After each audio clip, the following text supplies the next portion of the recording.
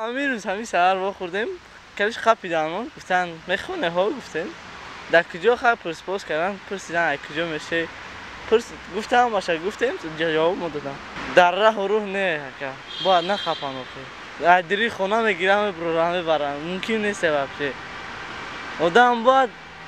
خودش را با خواهش خودش را واقعی خیلی میکشمه برای تا خودش خونهش را باید کار میکنه چی میکنه ممکن نیست که بشه من آیا بطر کردم نه که من کم نمیدم چگونه که ما مشاهده میکنیم در شهر امروز ابلاو آغاز شده است و جوانان امروزه باید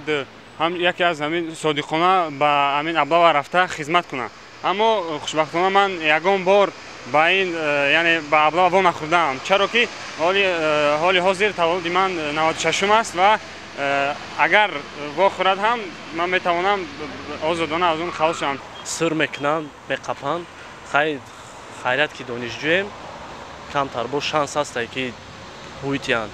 مثلا بسیاری وقت میقپن میبرن بعد دیر میشود که تو هم کالت میکنن گفتی گپا با میفهمن که دانشجوی بس سرت میتن یعنی خیلی خدا باشه که کال نکردن و خیلی همه میخواستم که همین کدامی که دانشجو نیست هم ما را بقپن ما میخوایم که همین ابلاو ناز خبردار شن که کی چی کاره است بعد سر کنن قپن خیلی ما میخوایم خدمت کنیم خیلی یا بچه‌ایم نمیبرن ما کسانی که انسانایی که به گپ‌های پدر مادر گوش نمیدن به هر کارهای بیکار دست میزنن آنها مقصد ما خواهش داریم که آنها را به خدمت روانه کنند روان درست پیش به ابلاو خوردیم در سبب که ما دانشجوی ملی تاجیکستانیم و همین سبب ما رو اگه چی نکردیم چون که ما فاکولته ما وینی دارد ما در آینده میتونیم وظیفه گیریم برای همین ما یگان چی نکردیم ما را سر دادن یعنی شما سودا رفتیم در پیش ماشین نوشتگی بود که نورآباد نوشتگی بود آبی گرم نوشتگی بود گفتم میریم که خیلی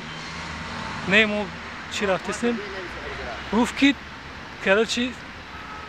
بیاین کراچی یک تفتیش میکنیم خیلی ما نفهمیم ابلاو بعد اومده کراچی خپیدن سمکوت رو نیست که نشدیم خیلی هیچی گرم نه یگان ما نخوردگی ما دانشجویم دارم دانشگاه ملی میخوام نه